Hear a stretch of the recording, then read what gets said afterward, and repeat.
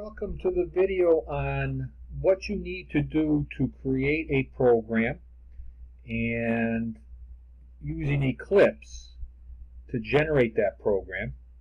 And at the end of every chapter in the Revel program, the online textbook that this course needs or utilizes, there's a bunch of programming projects. Now, I might assign you one or two of these projects at the end of the chapter, or I might come up with a programming project on my own. Either way, what I'd like you to do is use Eclipse to do the project. Okay, so there are videos on how to install Eclipse and use Eclipse I've already created. But what I'm going to do now is say, well, if I'm a student, how do I generate the program necessary to satisfy this project? So I'm going to take this programming project 2, click on that, and let's see, it's going to take a little bit of time for it to download, so let it do its thing. Yeah. So it's coming along, just a little patience. There it is, it's coming there. Now, they provide you with a window that allows you to, programming. Okay, you get as many tries as you want for a perfect score. That's great. Let's start the process here. Now, what they want you to do is write a program that does this calculation here, and they give you a little window here that allows you to type in the program. Now, that's all well and good, but the problem is that window doesn't provide you all the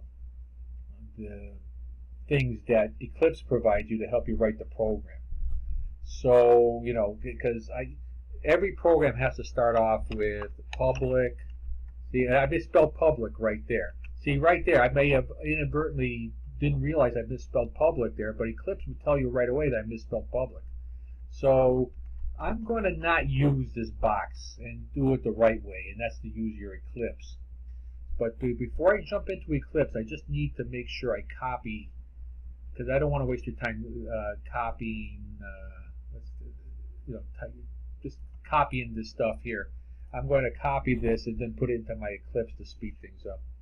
So I'm going to minimize this, and then I'm going to go into my already opened Eclipse, and I'm going to create a new project, Java project, and then what I'm going to do is call this project, I guess, project 1, for lack of anything else I can call it. I'll just take all of the defaults. Now remember, when you use project layout, make sure you click this first, use project folder as root. And if it's not the default, you can configure the default. But other than that, that's it. Just run it. Don't worry about that message. No, so that's okay. That's a little scary message, but just disregard it. And then what we got now is a project. Now in that project, I'm going to right click and create a class that is going to be used to hold the logic. Now, you've got to be careful when submitting this thing. Well, we got to give this class a name. And I don't particularly like the name that they wanted you to type in for this program, but it's the name they wanted you to type in. It's exercise 01 underscore 05. Where did I get that? I got that from the text shown here. The class name is this. Really, it should be called, you should give your classes names that describe what they do. And unfortunately, all we're doing here is really just making a calculation, some kind of scientific calculation. So, but we'll make them happy. Let's do that. Let's go back to this. So, in order to do this problem, let's give it the name exercise 01-5, and I'm going to create Eclipse helps you with creating the general structure of the program, because every program has to have this method called main. See, now half the program is done right now. Half the program is done. Okay? Public static void main. See, you'd have to actually type all this stuff in to the box that Revel provides. Eclipse does it for you, so you just use the tools available. Now they tell you that there's a message, do something, to do something. Well, yeah, of course we have to create the program. Now let me copy the rest of what that calculation is, so I don't have to do too much work here.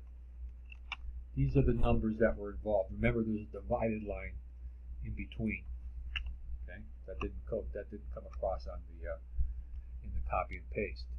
So let me just copy that, or just make a comment so that it doesn't interfere with the compiler.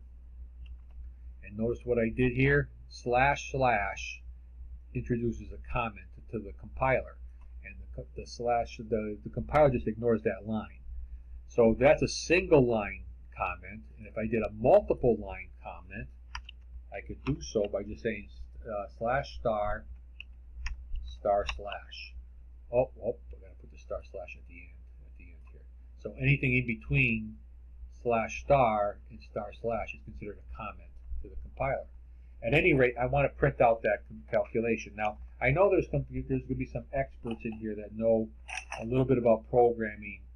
I prefer you to use the tools that you're officially shown. In other words, no variables, because there was no such thing as variables in Chapter 1. The only thing it really showed you was system.out.println as a way to output information. So I'm going to type in system. See already? If I misspell something, I get the error here. You're not going to get that in the box that Revel provides. So system.out, and even if I hit that period, see what happens is system.out. It helps you reminds you of what kind of method you can use, and so basically print line is one of the methods that you have here. Okay, and so what they want you to do is inside those brackets do the calculation. So the numerator is equal to this, so I'm going to say 9.5. Let me do 9.5. Put that in there. 9.5 times 4.5 minus 2.5 times 3. Now remember, order of operations tells me normal math operations, you do multiplications before addition, subtractions. You're used to that. Now you might be tempted to say divided by, that's the divided by, and then you would copy this at the bottom. And the problem is, if I just did that, you'll get the wrong answer. Okay, you'll get the wrong answer because what happens is it goes left to right. Okay, it does left to right. It's the multiplications and divisions are done before addition, subtractions. And what's actually going to happen is 2.5 times 3 then gets divided by this number. You're not dividing by that entire calculation on the bottom. So what you need to do is, like in math, surround the calculation that you want the computer to perform. You want to make sure that that gets done first. Then you want to put parentheses around this calculation here so that the computer does that next. See, and right off the bat, see, we still have an error because we don't have matching parentheses. So that's why you always use Eclipse. Alright, and we still have an error. Do they tell you what the error is? Sure, you got to put a semicolon at the end. Okay, you're going to get used to the semicolons. Now, at this point, what I would do is run the program. Here's what you do. You run the program. And sure, we'll say OK. And then what comes out is a window right there that tells you the result of the calculation is that. And I believe that's the right answer. So now what you want to do is just get rid of this comment because it just doesn't do much for your to the problem. So that's basically what you want. Now, what you can do, there's a variety of ways you could submit this. You could submit this, well, let's just put this in here. Copy this, and let's submit this into the box to see if right. See, I copied and pasted from Eclipse into the box, and you can get one attempt used and something is, oh, I got it right. Yay, I got it right. So that's good. So immediately I've registered 5 points, and I can go on to the next program. Now that was a simple program. The next thing, let me show you what you need to do if it was a bigger program, more substantial, that you want to submit to me separately. So what I would do is, okay, go back to Eclipse. So say I give you a program that's not part of Revel. I want you to do the project. You're always going to go to Eclipse, but then you want to submit that program to me. So let's go over here, back to the Eclipse, and say, well, geez, right off the bat, that's wrong because I don't have my name in it. So I'm going to put my name in there. The date, just the normal stuff that I'm going to ask you to type in. Name, date, which is, I guess, 07/01/2020 is at the time of this program. Put the name of the class, CS-111, Intro to Java. And then what we're going to do is, I think there's another thing. Oh, you got to put your email address in there. Just information in general. And then you're going to say, what's the description of this program? Simple calculation. Simple calculation to be performed.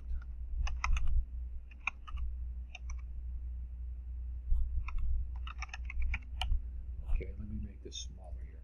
Now, if this were a legitimate project that I give you, well, preformed is wrong. See, Eclipse even is smart. It even tells you that the word is misspelled. So use Eclipse whenever possible. Come over here and say, well, the name of the class, it doesn't describe. Let me call that simple calculation. Simple calculation. Now remember, when you name your class, you can't use spaces in there. That's going to be wrong right off the bat. And this error, so when you have a name that sounds like two words, you capitalize those words and you jam those words together. And then in the case of a class, classes have to begin with capital letters. Well, they don't have to, but it's accepted that classes begin with capital letters. Like the system here begins with a capital letter. Immediately I know that's a class. And the reason why this is wrong is that the name of the file has to match the name of the class. So I can fix that very easily. Come over here, right click, quick fix, rename the file to that, and now you've got yourself a great program to submit. But the way you're going to submit this to me is you're going to go to the gist. Remember, you have to have a gist account, a GitHub account. So I'm going to go to GitHub right here, gist.github.com. Okay. And then I'm going to log on, sign in.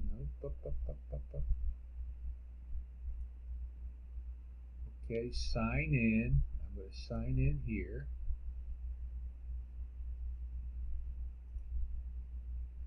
And say, well, let's come over here.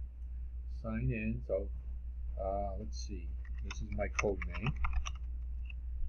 All right, I'm logged in. And what you're going to do is create a gist. Make sure the word gist is in there. Don't use the regular GitHub because you're going to get it's too complicated. See, now they give you a way for you to type in your program. Well, you're not going to type it in. You're going to copy all this code. Copy. Bring it in here. Paste. Now make sure the file name is simple calculation. Copy. Simple calculation.java. Remember, and even look what happens. Gist is really happy because it knows that this is a Java program and it color codes it for you. Okay, and okay, the name of the file has to match the name of the class, and then put a little description up here. My first Java program in chapter 1. In chapter 1. Create a secret gist. Create a secret gist. There you go. Copy the URL. See this guy up here? That's the URL. Copy it. And then what you're going to do is use that URL and paste it in the assignment that is part of Blackboard. Take that URL and paste it in, as part of the assignment. I get that link. Then I click on that link, look at what you did. Now, in particular, I'd look to see if you have global comments. Those are your global comments there. I look to see if the structure of the program looks good. This looks good. What do I mean by structure? Well, geez, does that look good to you? Doesn't look good to me. It's not formatted very nicely. It's hard to read, right? You actually have to go out of your way to produce that program. But yet, if I run it, and let's always say that, when I run it, I get the same answer. That's because the compiler doesn't care what the file looks like. It'll compile the same. It's just that I can't read it. Now, we can always fix this. Get used to this. Source, click on this. Source, format, something's wrong here. Source. Format is not working though. Why is that? Okay, now for whatever reason, I'm not sure what's actually. Of course, something's bad is happening. Let me save this and just open it up again. Okay, source. Okay, I don't know what happened there. Source format, and Eclipse helps you format your document. There it is. It looks very nice. So that's a 10. That's a beautiful program. But what you had before, edit undo, that's not a good program. I don't care if the answer comes out correct. It's just I can't read it and I don't want to read it. And that's a 5. And if you don't provide any of the documentation, then that's going to be a 2. So do what you're supposed to do. It's not hard to do. All right. So I'll catch you in the next video. Probably a video on chapter 2. All right. We'll see you there.